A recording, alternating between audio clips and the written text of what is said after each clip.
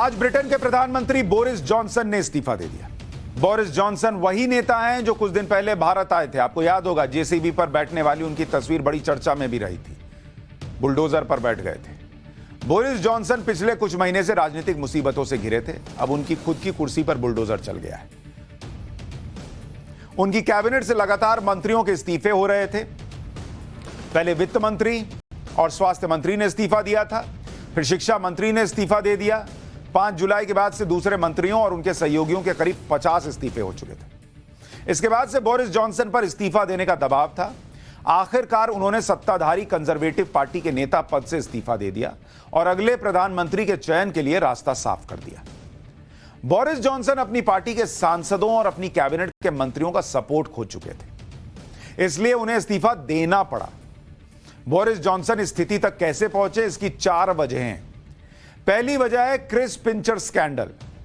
सांसद Chris puncture को इसी साल फरवरी में बोरिस जॉनसन ने पार्टी का डिप्टी चीफ व्हिप नियुक्त किया था, लेकिन क्रिस पिंचर पर आरोप लगे कि उन्होंने लंदन के एक प्राइवेट क्लब में 2 पुरुषों के साथ यौन दुर्व्यवहार किया था। पिंचर को पार्टी ने सस्पेंड कर दिया।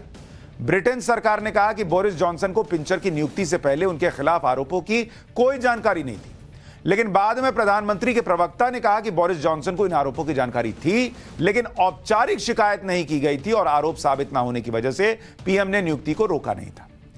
बाद में बोरिस जॉनसन ने खुद मान लिया कि उन्हें पिंचर के खिलाफ आरोपों की जानकारी थी और उन्होंने पिंचर को चीफ व्हिप नियुक्त करने के लिए माफी मांगी। दूसरी वजह रही कि लॉकडाउन के दौरान नियमों को तोड़कर पार्टियां करते रहे। इसको लेकर बोरिस जॉनसन पर इसी साल अप्रैल में नियम तोड़ने के लिए जुर्माना भी लगाया गया था। यह तस्वीर देखिए।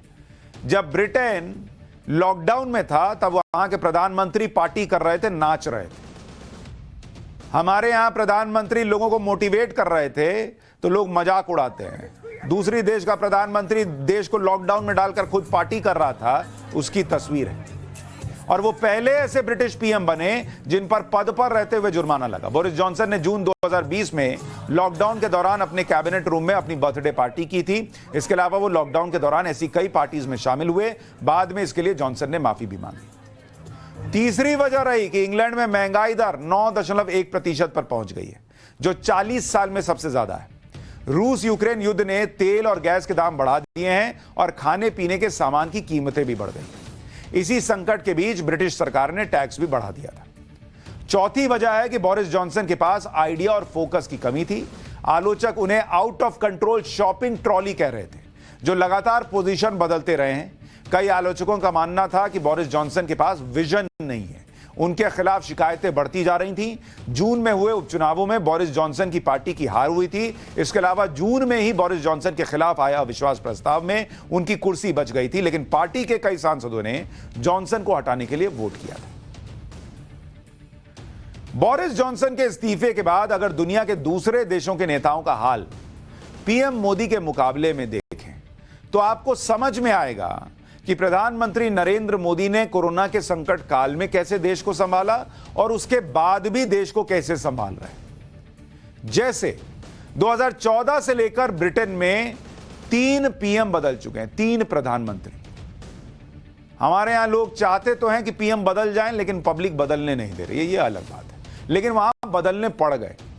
2016 तक डेविड कैमरून पीएम थे, फिर 2016 से 19 तक थेरेसा मे पीएम रही, फिर 2019 में बोरिस जॉनसन पीएम बने और अब उन्होंने भी इस्तीफा दे दिया। मतलब चौथा आ जाएगा।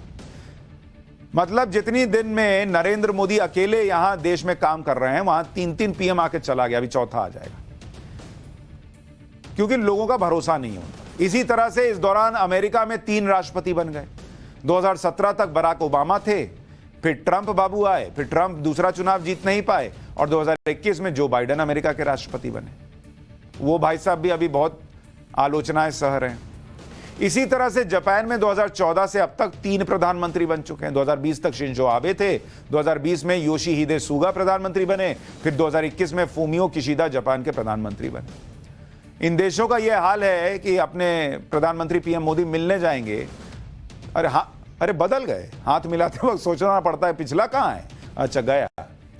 ऑस्ट्रेलिया में 2014 में अब तक 4 प्रधानमंत्री बन चुके हैं।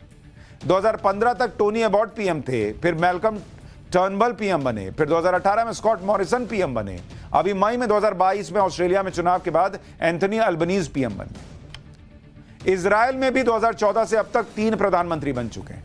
2021 तक बेंजामिन नेतन्याहू पीएम थे, फिर नफ्ताली बेनेट पीएम बने, 1 साल में बेनेट को इस्तीफा देना पड़ गया, अभी याइर लैपिड कार्यवाहक पीएम है। इजराइल में पिछले 3.5 साल में 4 चुनाव हो चुके हैं, अब 5वीं बार इलेक्शन की तैयारी है। यह उदाहरण आपको इसलिए दे रहा हूं कि आपको समझ में आए कि इस वक्त हमारा देश पॉलिटिकली अगर आप देखिएगा तो कितने बेहतर स्थिति में है अगर आप दुनिया से कंपेयर कीजिए।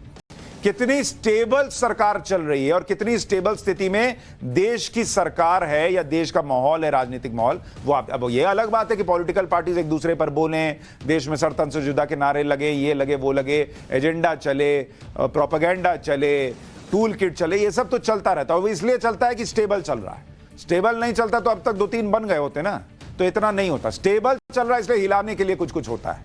हिलाते हैं फिर कुर्सी वहीं रुक जाती है, फिर हिलाते हैं फिर कुर्सी वहीं रुक जाती है। पीएम मोदी ने 2014 और 2019 में चुनाव जीता।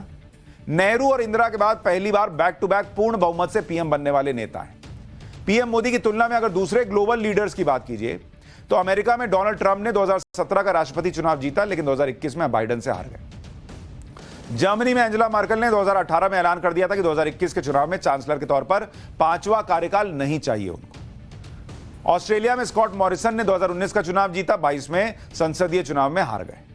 ब्राजील में जेर बोल्सोनारो ने 2018 का राष्ट्रपति चुनाव जीता, अक्टूबर 2022 में आम चुनाव है और बोल्सोनारो की कुर्सी पर खतरा बताया जा रहा है।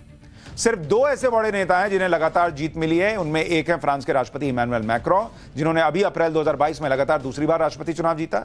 इसके अलावा कनाडा में पीएम जस्टिन ट्रूडो हैं, लगातार 3 बार चुनाव जीत चुके हैं। 2015 में पहली बार पीएम बने थे, उसके बाद 2019 और 2021 में चुनाव जीता है। इस वक्त अगर वर्ल्ड लीडर्स की ग्लोबल रेटिंग को देखें तो नरेंद्र मोदी सबसे आगे हैं। उनकी अप्रूवल रेटिंग के सामने दूर दूर तक कोई नहीं है। 29 जून से 5 जुलाई के बीच अमेरिकी संस्था मॉर्निंग कंसल्ट की करंट अप्रूवल रेटिंग के मुताबिक नरेंद्र मोदी की अप्रूवल रेटिंग 75% है।